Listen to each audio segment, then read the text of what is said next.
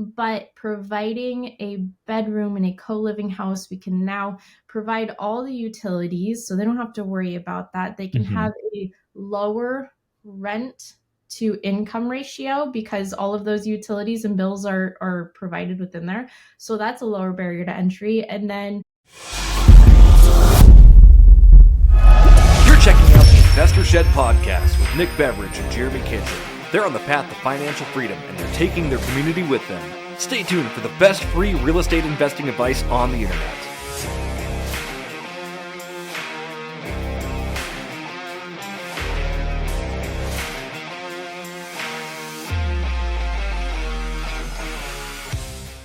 welcome to the Investor Shed podcast. Here's your host, Nick Beveridge and Jeremy Kitchen. Whoa!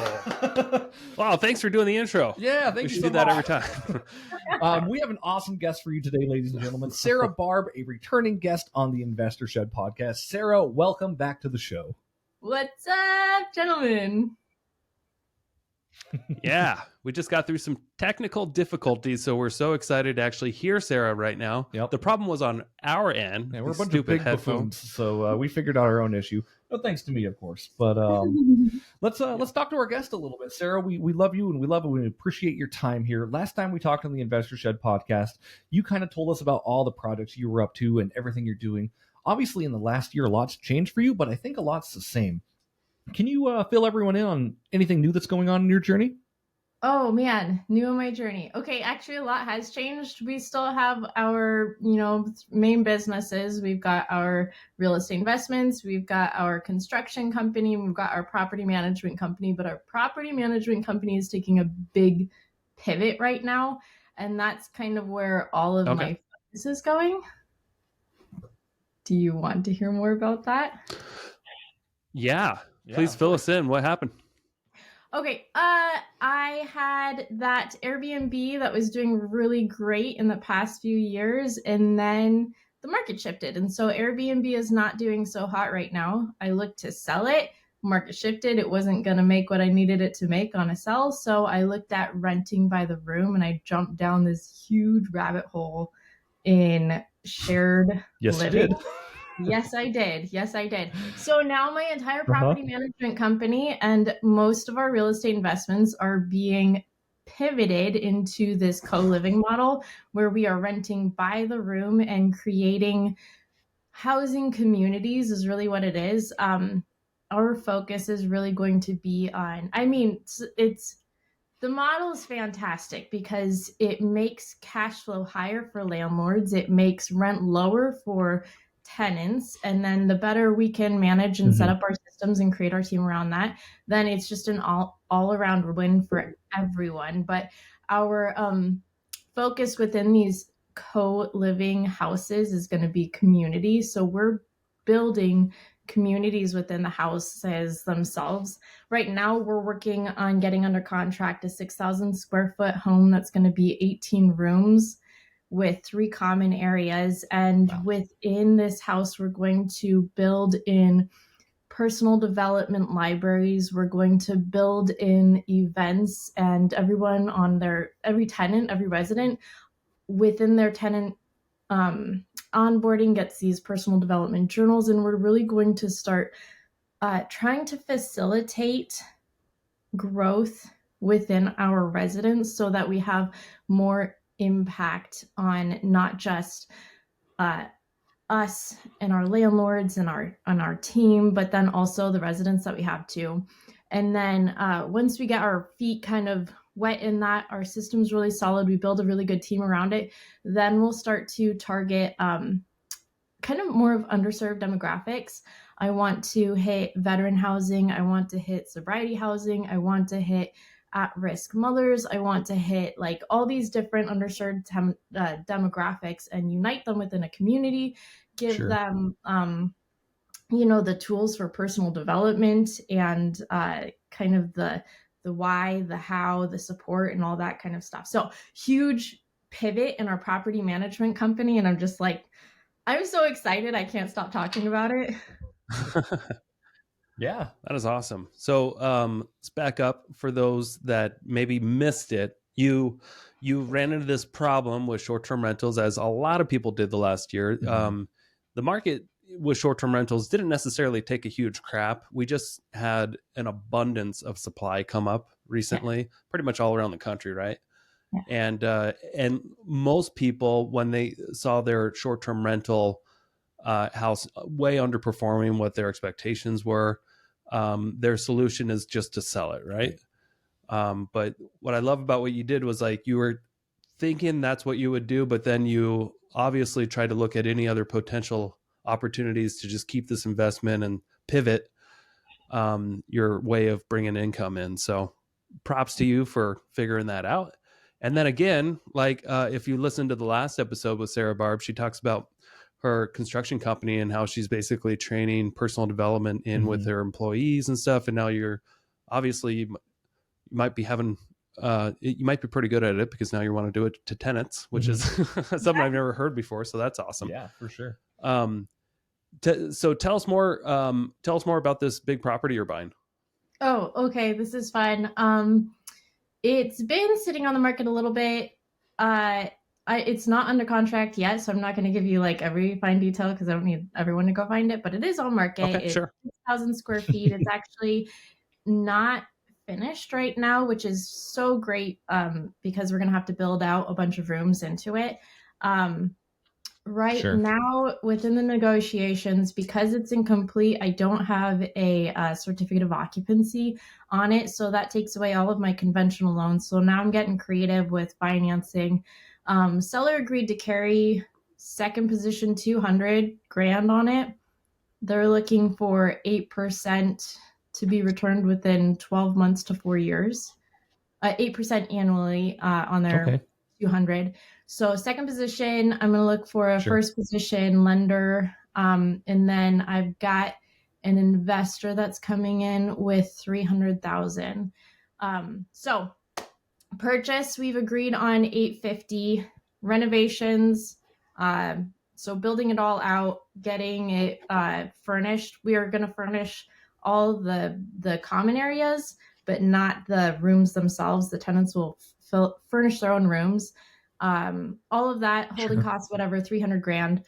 And then, so loan one is a what do you call that? It's not hard money. It's more of a portfolio loan.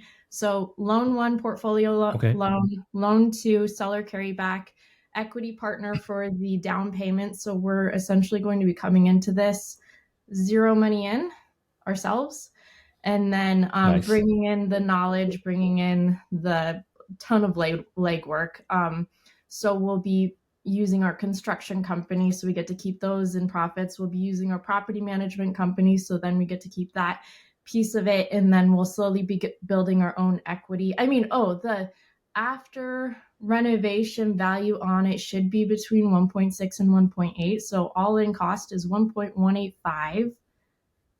And then our after renovation should be 1.6 on the low end, depending on where the market is in like 4 months when it's completed. But that's plenty of spread for me. So cash flow is cool. Yeah. Cash flow should be after debt service somewhere around $2,000. Which is just fine. We're paying our property management company somewhere is like $1,200 to $1,400 a month, $2,000 in final cash flow after that's after the capex, after the maintenance, after we're providing lawn care, we're providing common area cleaning services, we're providing everything except for what's in the tenant rooms, internet, utilities, electric, all that stuff. So that looks like some pretty good numbers to me. I mean, I think we were hitting, at the end of the day, it was like a 20% cash on cash, but then we're not putting our own money in it anyway. So it's like an infinite cash on cash. Infinite. Yeah. Oh, actually, I remember the final cash flow was $1,800, which met my $100 a door minimum. So that was very cool. Nice. Hey, so quick question about this house, since it is unfinished and you're going to be building out bedrooms. Can you tell us a little bit about how many bedrooms you guys are anticipating, and Is this property on like a community septic system, or is it a private septic system, or is it on community or like a city?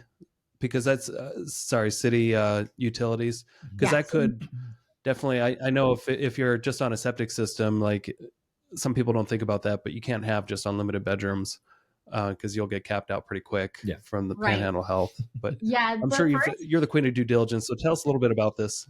The first property that we were trying to get under contract, we got real close in, like, we got everything negotiated, and then before we actually got it under contract, then somebody else came in and put in just a normal offer, and they're like, you know what, this is a lesser offer, but it's less risky, so we're going to go with the less risky offer. But that one was on a septic system. Nice.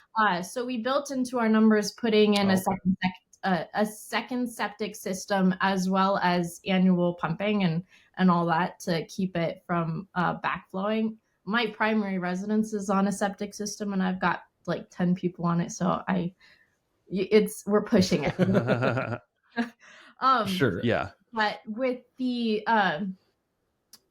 the city utilities, I'm running everything kind of per person on what the utilities are. We're only doing at the moment single people, not couples, in these bedrooms, because one of the main issues that we're going to see is parking. So the lots that we're purchasing are large enough so that we can provide enough parking, so that we don't have code enforcement coming and knocking on our door and saying, you can't have that many cars here. You're pissing off all the neighbors in the entire neighborhood, all that kind of stuff. So we're super choosy on what the property is, where the property is, if there's an HOA for it, what the neighborhood looks like. Are there already people parking on the street? Are they going to be, annoyed that there's a lot of cars coming in? But the gist of it too is management, good management, heavily screening. Last episode we talked about a lot of screening, so heavy screening up front, yes. and then really selling the idea of clean, safe, and quiet living at an affordable price. And that's really the goal there, because the more we can make it clean and safe and quiet, the less it's going to make the neighborhood annoyed. Sure. The more value we can provide to our tenants. Obviously we want it to be safe when a bunch of strangers are living together, but then uniting them in a community atmosphere. I was listening to a podcast yesterday, I think it was on the Brandon Turner podcast, just about how disconnected our society is, and how we don't have a lot of awareness. This podcast specifically, he was speaking on mindfulness, but it really it resonated with me, because in this model, we can create communities where people can start to disconnect from the constant, social streaming and all that kind of stuff, and actually connect within a community and provide community events where you're like having a big cookout around the kitchen or whatever. This property that we've got working on right now has a huge kitchen in it. So like, how do we create regular scheduled events so that people can come together in a community? And I don't remember what the question was, but I'm just rambling off. Yeah, no, that's great. And just to dive into that a little bit more, Sarah, obviously we kind of talked about you going through this kind of switch in your business model. I do think the co-living space is something phenomenal, and I think there's a lot of value to be had, but I want to know why. Like what's the deeper down with this? Like what's causing you, or what's making you want to make a shared living space? Money. What? Just kidding. I mean, okay, initially... No, I don't think it's a money-based thing. I'm just... Yeah. I mean, if you talk to me long enough, you'll know that nothing is actually money-based. Everything is centered around money, but nothing is money-based. When it at first, it's what is the art of attraction? At first, we were attracted to the idea because it has a higher cash flow potential. With our Airbnb house, we've got 4 bedrooms in it. We're not going to do anything to add any more bedrooms. I just want to get my feet wet, get it filled, and start to get the systems running, because I have an entire, I went through a coach and I got all of his systems, and now I'm going to apply them and tweak them to what I want. But as I was diving into this, obviously we were initially attracted to it because it's a higher cash flow. With our Airbnb, we were doing this past year, revenue was the same as our 4-unit apartment complex. So really killing it in revenue. Okay. Cash flow, we ended up breaking even for the past year. That's not what I want to see. So looking at the numbers for co-living, we should be still hitting nearly the same revenue as the Airbnb and the fourplex, with a much, much higher cash flow and much less management than an Airbnb would be. So initially, that's what attracted me to it. And then with my coach that I hired, I'm working with Sam Wager. He was on the Bigger Pockets, somewhere in the 500s. But him and his team are really out on a mission to kind of, they started the mindset of like, Sam has these personal development journals that he gives to all of his tenants. And then I started to chew on it more. And I'm like, wow, I could put a library in there that has books like, Total Money Makeover, Pay Down All Your Debt and Start the Debt Snowball, and books like Rich Dad, Poor Dad, How to Start Leveraging Your Debt, books like Good to Great, books like, I don't know, all these, I would just want a big personal development library. If one person out of one house picks up one book and it changes their life, that's massive. That's a massive ripple effect. But so Absolutely. Why the co-living? It solves so many problems for so many people. On the landlord side, it solves the kind of cash flow shortage that a lot of landlords are facing, especially people that are just trying to get into real estate right now. It is a very difficult market. I mean, it was a very difficult market when interest rates were low and there's a lot of competitive offers out there. But it's even harder because now, in my opinion, because it's so much harder to find a loan product that will actually cash flow. So you either have to be super cash heavy right now, which a lot of people are not in this market, or you are doing things completely, low, no money down, whatever that looks like. So it solves a huge problem for landlords in cash flow as well. Not only is it a higher revenue and a higher net cash flow, but because you're putting multiple tenants within a single house, you're not going to have the kind of vacancy where one tenant moves out and all of a sudden your entire single family home is vacant, and you could be sitting on that for, I don't know if anyone else is experiencing this, but a lot of my rentals right now are moving so much slower than they were a year ago, 6 months ago, even. Just filling units right now. It's not, the rents haven't really dropped that much, but the motivation is so much lower to actually move. So this is just what I've noticed. So things are sitting longer. So I can either drop the rents on it to fill it faster. That would be attracting lower tenant classes if that's what I'm okay with, or I can just let it sit. And vacancy is one of the most expensive expenses that you can have. It's one of the highest expenses that you can have once you get to that point. So that like nobody talks about. Yeah, that nobody talks about. Absolutely. And so my Bonners Ferry property right now, I was talking to a bunch of landlords that said that they had their big turnover last year locally. Up in Bonners Ferry, I would say the big turnover is happening this year. So I have so much turning over right now. And I did end up dropping the rents a little bit up there. And then I'm probably going to do 50% off the first month just to kind of get things to move a little bit quicker. But it's just a different market. Sure. It's fun to face the challenge of how do we pivot and try new things, since I've only seen in my real estate career this kind of market. Not even so much this kind of market, and definitely not this kind of market. So I'm having fun trying out new strategies. But so doing co-living in a single family home for the landlord provides more stability, because when one person moves out, it's not going to leave your entire house vacant.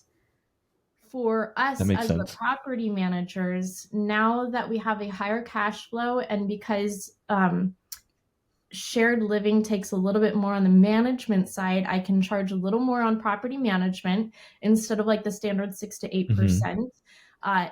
that provides me the opportunity to build a better team, to be able to better manage.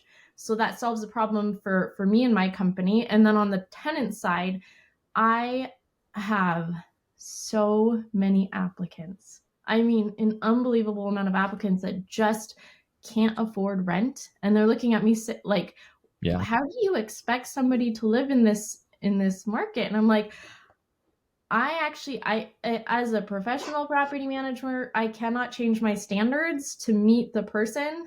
Right. That would be discrimination, and that could get me in a lot of trouble. Sure. So here are my standards. I can't change that. This is where the rental market is. I can't change that. And I can't drop rents to a certain extent because that would just not make sense. And that's hard to explain to a tenant. But providing a bedroom in a co-living house, we can now provide all the utilities so they don't have to worry about that. They can have a lower rent to income ratio because all of those utilities and bills are provided within there. So that's a lower barrier to entry. And then and then we can start to facilitate these mindsets in financial literacy and personal development and mindset and all that kind of stuff to start to get people working towards actually building equity and passive income in their lives. And that's kind of my thing. I want to, every person that I come across, I'm like, how can we build equity and passive income in your life? Anyway, that's the long answer to a short question. So that's your why, right? It goes a little bit deeper than, just like it's easier to manage and it's, all your tenants in one place. It's actually helping people and providing people a solution to get financial literacy. So I think that's really cool. Yeah. All the way around. And you're experiencing the market shift. And like you said earlier, all you were used to is the market going up. And what that was, it's all about supply and demand, and there just wasn't enough supply to meet the demands of the last few years.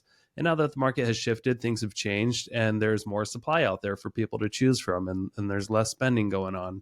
And so what you've done is like you're designing a product that fits the market and fits the current situation of most people that are kind of desperate to look for something like this. Like all I need is a bed and a room that locks and maybe some internet and a place to park my car, and I can't find anything in this county. But if you're able to offer stuff like that and then spice it up a few notches, almost like a community, like a high-end apartment or something like that, where you have these communal spaces and places where people can eat dinner together, I think that's actually really awesome, instead of just everybody living like a hermit. So can you tell us, is this all? No, you go ahead. Okay. Well, I don't want to interrupt your thought. Yeah. And as a long-term strategy, I was thinking about this earlier this morning. Do you think it's going to be easier or harder for our children to move out of our houses in 10 to 20 years? My kids are 6 to newborn. Nick, yours are 7, 5? Yeah, 4 and 7. Okay, and Jeremy. I think it got one on the way. Yeah, with me, I don't think so, because I think I'm going to do the best I can to teach my kids what to do and to house hack and to go out there and just show them proof that it's you can be a tenant or you can be an owner, and owners are worth more long term than tenants. And just encourage them to go, hey, I'll help you buy a house. I'll help them any way I can, except for maybe financially, but I'll teach them how to do it and teach them how to get their friends as roommates to pay them. And I know it's going to work really well with Aubrey. We'll see about Holden. He's a different personality type.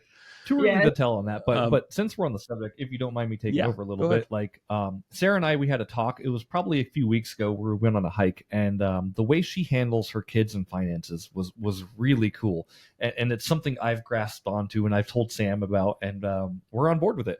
Can you tell us a little bit about how you are getting your kids ready in order to thrive in the new world? I love this. This is one of my favorite topics that I talk about these days. And for the listeners, I have 4 boys. Their ages are Mm-hmm. 6. He just turned 6 a couple weeks ago, 4, 3, and 7 months. So we're crazy. Yikes. Yeah, A lot of work. it's insane. But we need the construction company. But anyway, so as far as financial literacy for my kids goes, I have a system set up to pay them for every job that they do. I don't call them chores, I call them jobs. So as toddlers right now, they are making their bed, they're doing the dishes, they're sweeping the floor, they're wiping down the table every single day. And these jobs are going to get more. Oh, and picking up their toys. Right now, at this time, since they're all toddlers, they get paid a penny a piece for every job. And really, as they start getting older too, I'm going to start stacking jobs together. So like in the morning after they eat breakfast, they take their plate to the sink, they wash their dishes, they go and make their bed, and then they get dressed. And if they could make it through that entire habit stack altogether, I'll pay them a penny a piece plus 5 cents for making it through the habit stack. And I'm going to start to stack onto that as they grow older. And it will, like, we have a homestead here with chickens and a garden, and we'll get more animals as we get more into it. And the boys will get jobs within our homestead, and they'll actually get paid for it. This coming summer, what I want to do is we're growing a bunch of vegetables, and last year we grew way too many zucchinis. And I'm like, why are we not, we live on a busy road, why are we not selling this? But why not have my children work the stand, learn communication skills, learn how to sell something, learn how money works a little bit better, that trading goods for money, and then they can keep a percentage of the profits from that. And then, so what we do once they make the money, it's a little bit of like a Dave Ramsey style. If you've ever seen his envelope technique, they have a little bag that they put their earnings into. So they earn this money. And then at the end of the month or the end of the week or however often they want more money, we go and we split it 4 ways. One way is for spending. The spending goes into, we have a little home store where they can buy all of their arts and crafts. They can paper, glue, tape, pipe cleaners, fluff balls, I don't know, a bazillion things in their arts and crafts store. So they can buy things out of their arts and crafts store. They can buy some extra tablet time. They get 10 to 15 minutes of tablet time a day. So they can go and buy extra tablet time. They can buy a movie night, like all these things they can go purchase out of their spending bag. The second one is a savings bag that's going into a high yield. Right now it'll be with STCU. They've got some kid programs there. It's high yield until like $500 or something like that. But so it'll go into a high yield savings account, and that will be for whatever that rainy day looks like. Really what I'd like that to be is the start of the down payment for their first property is what I'd really love. But ultimately I will give them the agency, the opportunity to choose that. But not until they're old enough to actually make a good decision. And then the third one is, what did we say? We said spending, we said savings, and then there is, I'm mind blanking here. We have, spending, savings, donations. There's donate too, right, Sarah? Yeah. So they can give to their church. They can give to whatever makes their heart cry. If it's saving bunnies, then have at it. They want to teach them to give a portion always. And then the last one is the investing. So right now I have it in a Robinhood. I'm not sure that's the best place to have it, but the idea is not to make the most at this time. It's just to show them that your money can make money. My 6-year-old caught on to that really quickly. His eyes lit up. Like, what do you mean my money can make money? I'm like, oh, I can't wait for you to experience this. But as they get older, I really want to, roll it into some bigger investments. So right now it's in a Robinhood account. And then, maybe later I let them invest in our investments. we're homeschooling, so I'm kind of setting up our homeschool world in 3 kind of age groups. Right now, I'm just teaching them habit stacks. So those are the habit stacks of doing their chores and getting paid and splitting their money and all that kind of stuff. Personal hygiene, whatever. They're toddlers. The second stage is going to be more questioning, why is this habit stack in place, and then that will be the same with like how we're investing, why we're donating, asking those questions and really pushing that. And then the third stage is going to be giving them the opportunity to make their own decisions. So that's kind of that high school age. I want them to leave my house with some reps under their belt of actually making real world decisions while they still have the guidance of parents and mentors at home, so that when they exit, they actually have that like, oh, I've been making these decisions. So now when they become high schoolers, one of the things that we're going to push them to pursue in high school is apprenticeships. I've seen this done in a school model. It's a Socratic school model that we were following, where by the age of 12 years old, they're out pursuing apprenticeships, not with mom and dad's business, but in the real world, and learning real world skills within that apprenticeship. So by the time they're in high school, I hope that they have enough of a nest egg to invest into our property so that they can see what those returns look like. And I'll probably do it like some kind of, maybe it's a fix and flip, because at that age, they're going to want to see quick returns. They're not going to understand waiting 5 to 10 years for this. So maybe we have them invest in a fix and flip with us, and then we get them to see that quick return, and then get them set up before they leave the house with, this is how you invest. This is what equity looks like. This is what passive income looks like. This is what, having tenants and managing those and really working that into their entire education from the time that they're toddlers. That's the answer. Holy crap. If you're ever looking for 2 more kids, Sarah, Nick and I are adoptable, by the way. We are tax write-offs. So if you want 2 grown-up kids who will make their beds for pennies and teach us about financial literacy, we're open to that. So you know what? I don't know Sarah, if you know the Main Street Business podcast, but I know he had Grant Cardone on there one time, and they were talking about what Grant does with his kids and their retirement accounts that they set up, and all of his kids are required to speak at the events, and they get paid for that, and then out of that they have money going into the retirement account. And then he talks about how they can start their retirement and huge tax savings from the time that they're kids, and I'm like, yes, this is happening. Anyway, keep going. That's so good. Gosh, Sarah, that's so good.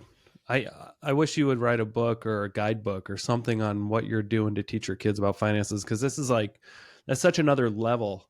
Yeah. I thought I was smart because I'm telling bedtime stories about, fictional characters and my kids like earning money in different ways every night to get what they want in life. But that's just, you're actually teaching habits. And I think what's amazing about what you're teaching, and it never even occurred to me till now, like I've been teaching my kids habits of just asking us for money and asking us for, when they want something, they just ask for it instead of try to earn it. And that's the habit that's being ingrained in them for years, until one day it's like, hey, get your ass a job. And then no wonder they're, so many people are refusing to go to work because they've been taught, for 15 years or whatever, that no, to get what you want, you just ask, and you ask nicely, or you demand it. But there's different ways of asking, but you don't go earn it, because that's what parents usually teach their kids from a very young age. But, it's just interesting to like take a few steps back and like kind of realize, holy crap, I'm not doing it the right way. Sarah's doing it the right way. I don't think there is like a right or wrong way. Like, we're all just learning as we go. But like I said, like we had that walk, and I immediately came home to Sam, and I'm like, "Is this something we can implement? Because this is something I would like to do." And she was so on board with it. I'm like, "Great." I would like to teach my kids, obviously, like what it means to buy things and what money is and how it works and how to save it and how to make your money grow more money. Like, it makes sense. Yeah, things that were not taught in school. Okay, so in a couple weeks, next week, Patrick and I are going on a week long, and it's literally just goal setting, visioning, planning into the minuscule. But one of the questions on my sheet two questions that I have in that is one, what is my 100-year vision? What are the things that and what am I putting into place right now that's going to affect my great grandchildren? So not only is it like, how do I teach my kids this, but how do I systemize it and kind of scale it up so that my great grandchildren have a chance to actually incorporate some of these mindsets also? So this is what I consider generational wealth. It's not really passing down money. In fact, I really don't think that I'm going to be passing my wealth onto my kids at this moment. It could change, 10, 20 years from now. But Sure. at this moment, I'm like, I'm amassing this wealth. Maybe I keep it in a trust, and the beneficiaries of that trust is some kind of charity. And maybe the person managing that trust is getting a salary, and that's kind of, maybe that's what it looks like. Instead of passing on my kids Sure. a chunk of money, it's absolutely useless to pass someone a chunk of money if they don't know what to do with it. And I've seen that happen. I mean, 100%. yeah, I've seen that happen. So for me, generational wealth is going to be, how can I pass down mindsets and knowledge and habits and the bigger picture to my kids, and not just my kids, but my grandkids and my great grandkids? How can we create like an entire bloodline of people that are mindful and engaged and learning and pivoting and doing hard things for a good purpose? Yeah. And just to recap what you're saying there again, like when it comes to just giving your kids money when you when you pass or something like that, it's so interesting. I remember when I was going for my broker's license a few years ago, we had to go through these different classes, and there was about a week-long class with this attorney just talking about real estate law. And he kept going back and forth to like, the worst thing you can ever do for your kids is leave them real estate, because they will just fight over it. It's not, nobody's grateful when their parents pass. They're not grateful for what they're getting. It turns into a weird nightmare situation, but it's just, you're better off just giving them cash or giving it to somebody else. But he said most of the lawsuits that he deals with are just siblings suing other siblings because they don't feel like they got enough, and it's just disgusting. Yeah. So it's good to know that you've already kind of realized maybe you should do something else with your beneficiary. Yeah. Yeah. It is the truth. And I wouldn't even say give people a load of cash or give your inheritance a load of cash. It's kind of that lottery mindset. You see it in some of these pro athletes where all of a sudden they're filthy rich and their lives are destroyed by it because they were never taught the principles of how to manage it to begin with. And or somebody that wins the lottery and goes crazy, and then what does that serve the person? Does it actually serve the person that's receiving it? So definitely I'm looking to pass on the wealth of knowledge opposed to the resources. But if I can amass an empire that's scalable and can run without me, then can that be used to can the beneficiary of that be used to charity instead of to my kids, which hopefully by that point I've taught my kids how to actually manage their own wealth and create their own empire, hopefully better than I do. What charity do you envision giving it to? I haven't decided yet. Right now, my heart is really with childhood disease and cancer. So, Nick, I think you might remember that my dad had died of cancer. So that's why I have a really good perspective on death and inheritance.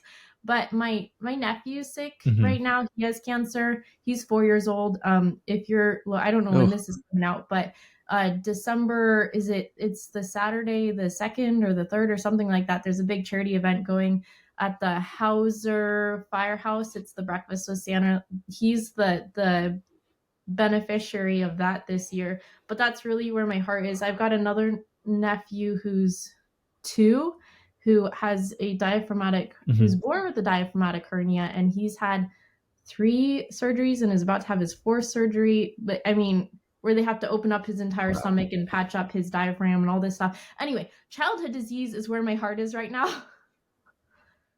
Yeah, for sure. Yeah. So, By the way, the episode will drop December 21st. Oh, is that? I think it's earlier on because it's gonna be. The Hauser Lake breakfast with Santa is. It's like the second week of December because it's when I'm actually out of town, which is unfortunate. But okay. Sorry, these miss. Hey, you know what? We can always cut this into a clip if you want. If you want to push it out there. yeah, Are you trying to drive attention to it? Yes, absolutely. Okay. I'm we can get a hoping clip out of it. Yeah. Just I'm remind me. hoping this is the biggest year that Hauser Lake Fire Department has ever had at their breakfast with Santa. Not that any child, I think every child deserves the biggest year, but my nephew, I think, deserves the biggest year. Sure. Absolutely. He deserves it for sure. Sarah, I want to talk real quick. So obviously we kind of mentioned just about doing hard things. And this year, definitely, we've met up a couple times, and it seems like you are almost becoming obsessed with doing hard things. And I know you're in the middle of a 75 hard journey right now. Nick has completed that as well. Yeah. I just kind of want to talk about that a little bit. Like I can't speak to this because I'm not a 75 hard guy, but what's that journey been like for both of you? Totally doable if you have some accountability. Like my wife, the first time I did it, it was super, super hard. Because I didn't really have that support system at home. It was more kind of glared at. But then when my wife did it with me the year after, so when we did it throughout the summer, we were able to hold each other accountable, and it made it so much easier, and it just felt good. Yeah. And that was the number one difference. Sure. Was just having somebody else to do it with, and we can cheer each other on. And there was no hard feelings about, hey, I got to go, you watch the kids, I got to go to the gym, and that kind of back and forth stuff. And it made it, there was a lot of good things that came out of it too. Like we would go on walks together and spend more time together, actually. Yeah. And we got to teach our daughter about watching Holden, even though she was only 7. But she got paid $5 to babysit and got to learn how to babysit and make money by just hanging out with the kid. And she would learn how to use the phone and call us every 5 minutes on her walk. But there was a lot of great things that came out of it, more than just the attention on Facebook, which was nice too. Yeah, attention's always nice. What about you, Sarah? Okay, this is funny. I had no intention of actually doing 75 hard. The reason being is like I already know that it's a 75 hard. If you don't know what it is, it's Andy Frisella. He has a wow, the sun came out. Sorry for the bright glare. Andy Frisella has it's okay. He calls it, what is it? A mindset. It's not a physical, it's not just getting fit, it's getting mentally fit. So doing hard things is really what it is. Yeah.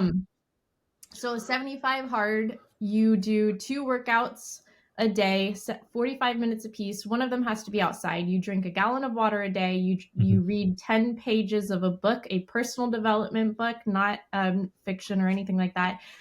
Every single day. You what am I missing? You take a progress picture every day. Yep. So I started out 75 You gotta stay hard. on a diet. Oh yeah, and you have to stay on a diet, no cheat meals, and no alcohol. That's the other one. I started out 75 hard, and I really had no intention of actually doing it. And I literally posted it on Facebook because I'm like, I'm not really. Somebody had challenged me to do it, and I was like, whatever, I'll just start it. And then I decided I was going to post it on social media just to actually keep me accountable, because I entered into it telling myself that if it gets in the way of my life, then is it actually worth doing? And as I got into it, then it was more like, I'm just going to commit. I'm fully going to commit to it just to prove to myself that I can commit to something 100%. I think I'm in day 57 or something like that right now. So I'm at the tail end of it. I've only got a few weeks left here. Sure. Nice. breezed through the first half, and I hate to say that it was so easy, but that first half was so easy for me. So easy to the point Okay. that I decided that I was going to add in ice baths to my 75 hard just to like up the hard. It wasn't until halfway through that I started having more like tripping up over my own mindset. The real push Mm-hmm. came to me when I realized that I was doing 75 hard at the expense of my family life and and showing up to my business. When I hit Mm-hmm. that point, that's when I'm like, now my why is challenged and this is really hard to show up for mentally. And that's when I posted All right. on I had posted on social media that day as I was standing at the door to go out to my cold plunge. That's not even part of like the 75 hard. I was like, I don't even need to do this. It's not even part of 75 hard. So I went and got in my cold plunge and I posted it on my Facebook in my 32-degree cold plunge. There's literally ice floating everywhere in it now. From that, I said, when your excuses weigh more than your why, those are the moments that define you. Just do it anyway. Mm-hmm.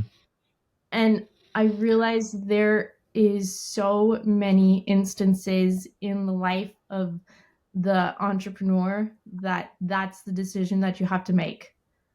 When your excuse is way more than your why, that's the moment that defines like who you are and the success that you're going to have. So I decided that I was going to finish out 75 hard, even though I'm like my heart's not in it anymore. And it's gotten since I hit that mindset wall, that's when it got hard. And I'm like, wow, that's kind of crazy. But yeah, so I'm almost done with it. I've almost walked away from it. Since that moment, I've almost walked away from it, I don't know, every other night. Yeah. It's not easy. That's why they call it 75 hard. And it is mostly a mind game because your body can handle it. Right. Yeah. Especially the way they have it laid out. If you're drinking enough water and you're doing 2 exercises a day and you're spacing them out, and it's always they don't tell you what kind of exercises to do. You could just go for a walk. Yep. Yeah. Like it's definitely manageable, but it just becomes a mental mind game of, do I really need to be doing this anymore? Right. And then you're just constantly, having conversations back and forth. Like, it's been long enough. Can't I just have a beer? It's, it's a trip, but you're basically just fighting yourself at the end. Yeah. Yeah. That's kind of what Sarah talked about too, because you said at the beginning of your journey it was super easy for you, and then you almost psyched yourself out because you're like, now what I'm doing is in my way. I'm annoyed by it, and if you're annoyed by it, like the want to do it is not going to be there. Yeah. And I'll tell you why I failed the first time. I failed at day 45, I believe, and I was taking the kids out for my second workout of the day, and it was outside, and I was going to go take them on a hike. And it was super windy out at Tubbs Hill. And as soon as we walked out of the car and started walking towards the hill, the kids were just complaining. And they're like, we don't want to do this. It's too windy. And so I took them back home, and my wife was making dinner, and I was going to go out, and she's like, go ahead. And I could just see it in her eyes. Like, she was like, just that little bit of disappointment. Mm-hmm. Like, okay, go do what you got to do. Yeah. And I remember maybe 5 minutes into this jog, I just turned around and came home, and I said, this isn't worth it. For me at that point in time, I was like, it's not worth disappointing my wife again just for myself. Like, I've gotten the results. I'm okay. And maybe I don't know if I regret that or not still to this day, but that I didn't have that support at home, Yeah. So the second time around, it was a lot easier. I love Patrick's way of supporting on the me. other side of that, though, like I think if you disappoint yourself, is that a bigger disappointment to your spouse than you think? I don't know. Okay, just something to think about, right? Like, I mean, yeah, we all think that our spouses want us to be kind of, these great people and do these great things, but unfortunately, when you do these great things, it is a great time commitment, right? And life becomes a balance very quickly versus where you are spending your time either with yourself or with them or with your family. So you got to figure that out for sure. Yeah. Yeah, I'll dive into Nick, anything else you want to kind of add to this episode? Oh, before I got to jet out.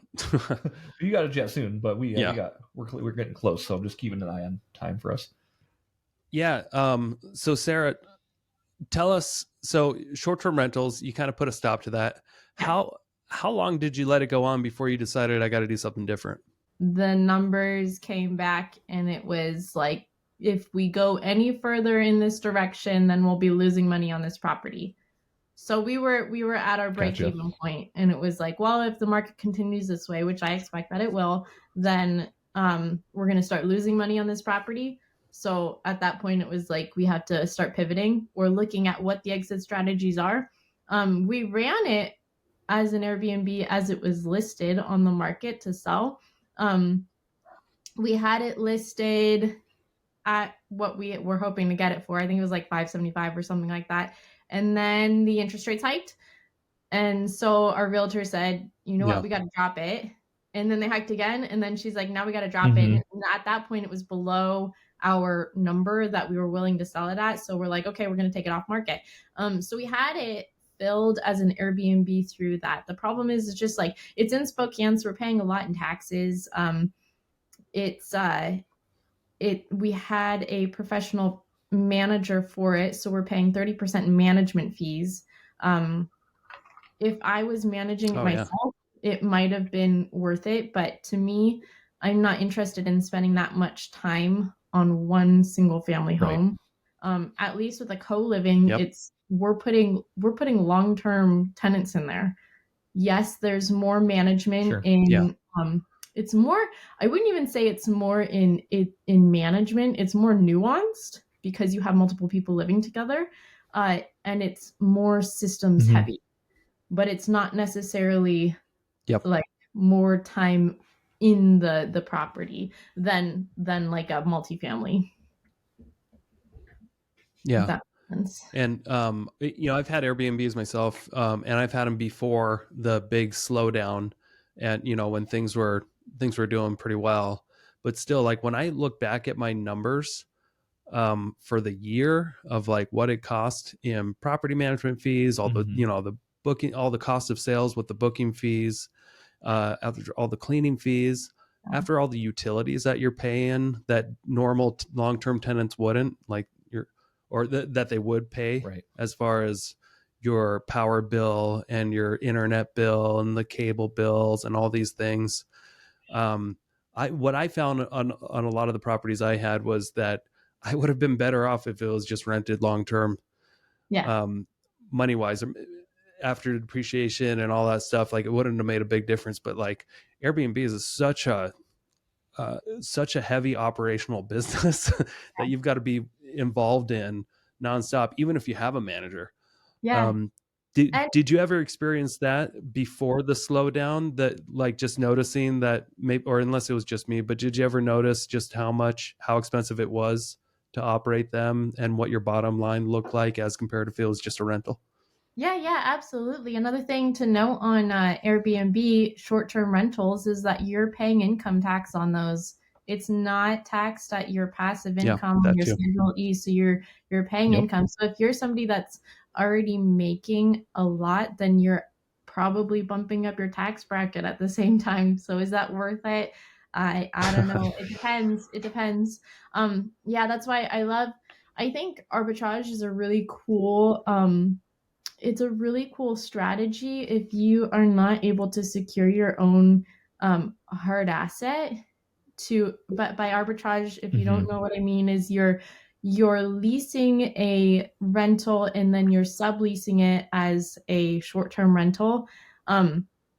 So you can get into real estate with absolutely nothing. The problem is that all of it is active income. It's not going into your passive, taxed as passive income.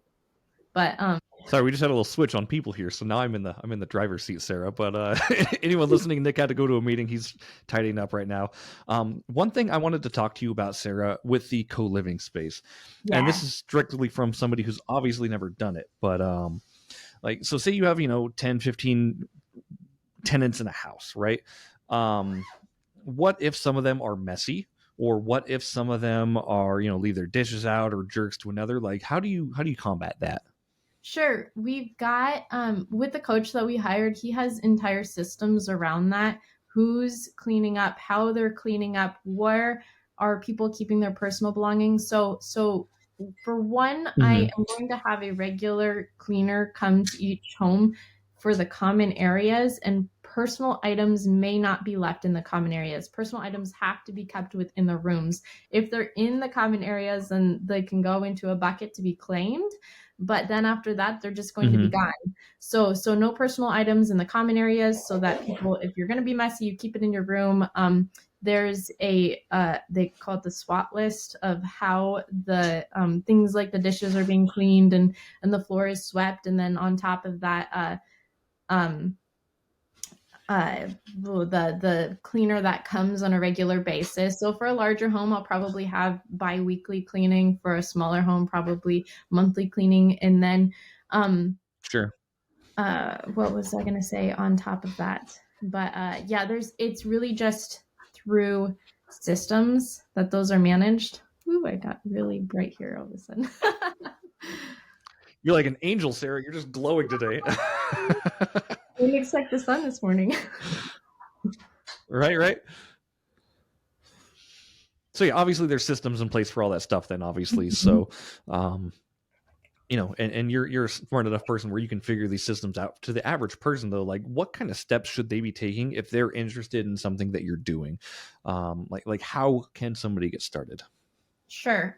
Well, one, I can give my pitch here, I guess, but one reason why I figured I'd really actually put my property management company in this space was to make it more accessible for other people. The reason why, and I remember that episode with Sam Weiger in, I don't know, was it a year ago, 2 years ago, whenever that was.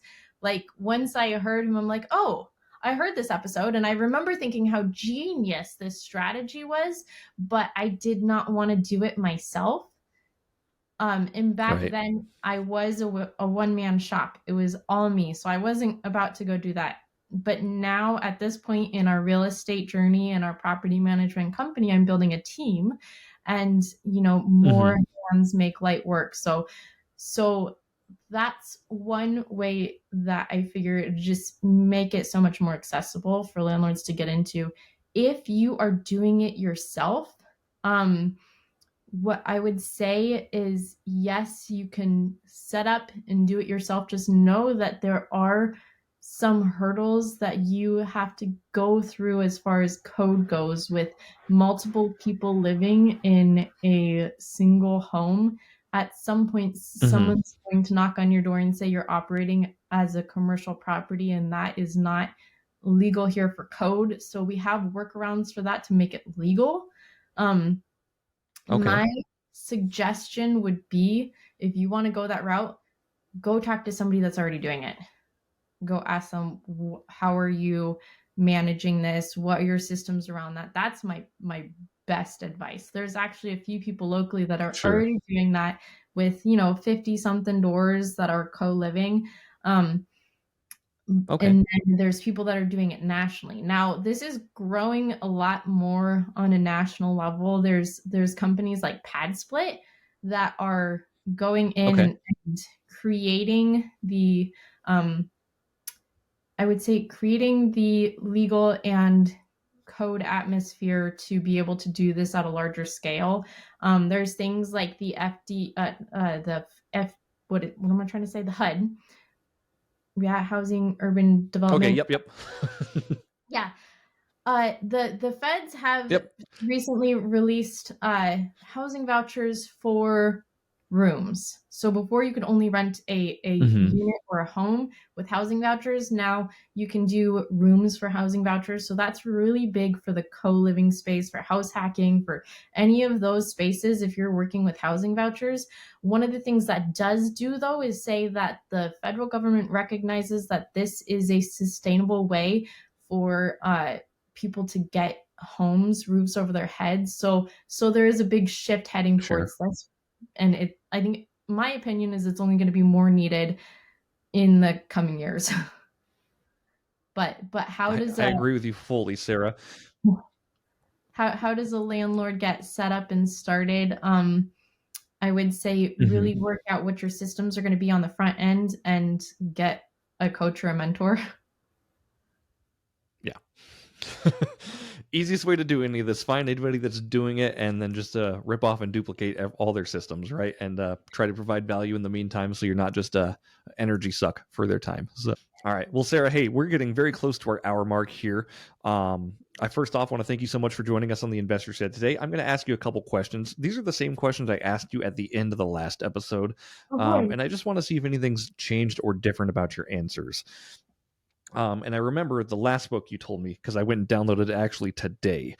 And we'll talk about that here in a second. But if you had one book that you recommend a real estate investor or entrepreneur get, what would that book be? Buy Back Your Time is it's brilliant. So that came out recently, and I'm seeing Dan Martell everywhere now, and I really just want to hire him as a mentor.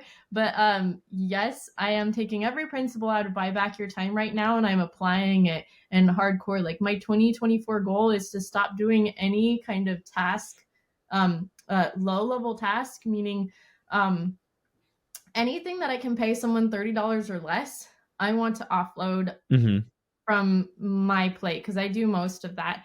And he just has such a, one, it's easy to read, two, it's easy to understand, and three, it's easy to apply. So Buy Back Your Time. I think anyone who's an entrepreneur, a real estate investor, anything in any business world, even my higher ups in my company now, I'm going to require them to read that because that principle works for intrapreneurs as well as entrepreneurs. But Buy Back Your Time by Dan Martell. Really great. What was my last answer? I love it. The last answer you gave was Built to Sell. Oh, I love that one too. Yeah. You told me that one, and I bought that one. It's on sale on Audible today for their Cyber Monday deal, so I went and picked that up.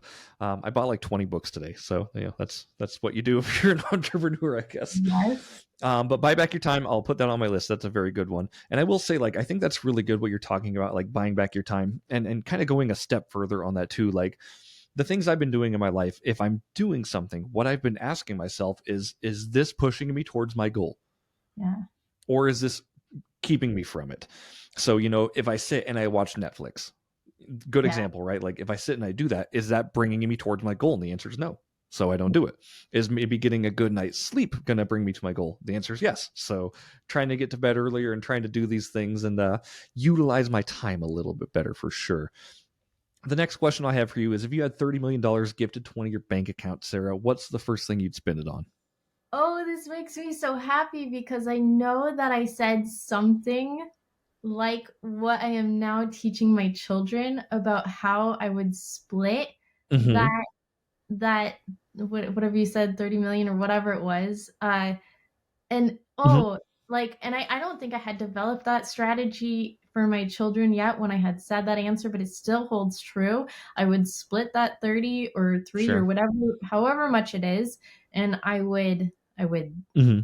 guess, I don't know that I would put a lot into savings itself, but I would save, I would donate, I would spend some, and I would invest. I don't remember what else I said before, but definitely. Oh, I think instead of like just savings itself, I would probably invest into more mentorship and coaching because that's like the highest value ROI that I can possibly think of. 100%. Next question is, if you had any advice to give to a newer real estate investor or, a newer business owner, what advice would that be? Oh, wow. I love this because I feel like I've been having a lot of conversations, especially in social media, around mindset. Been really pushing mindset on my socials lately. And I think for new investors, one, get yourself around people that are above you, that are doing the things that you want to do. And I know you can ask any coach, you can ask anyone successful, and that's what they'd say. I'm here because of the people that I surrounded myself with, the people that helped me. A big one that I'm looking and really diving into a lot is mindfulness, being aware of yourself. I've been talking to a lot of people that are really holding on to those limiting beliefs, whether it's limiting beliefs in their wealth, in their relationships, in their fitness, in the time that they have in the day. There's just, and that's kind of one of the big pushes in these co-living spaces with providing tools for personal development. But like, I want to start helping people facilitate the mindfulness to look at themselves really and start to jump over those limiting beliefs. So awareness is really the point that I'm trying to make. Start to be aware of the things that you're telling yourself, because there is a world of abundance and opportunity out there. You just have to take the blinders off a little bit. Right. 100%. And a way to simplify that too is, I think, like, you are what you allow yourself to be, right? Yeah, I love that. Yeah, for sure. So yeah. Next question for you, Sarah. How do you define success? Oh man, there's a very, very long answer to this, because I mean, I'm literally writing a book to it, and I think we talked about it, but just my tree of values is really where I'm finding success. And it has, like I said, I don't plan on my generational wealth is not in my finances, but in the knowledge and mindsets that I'm passing on. I view success through the lens of the relationships that I have, through my health, through the environment that I create for myself and for the people around me.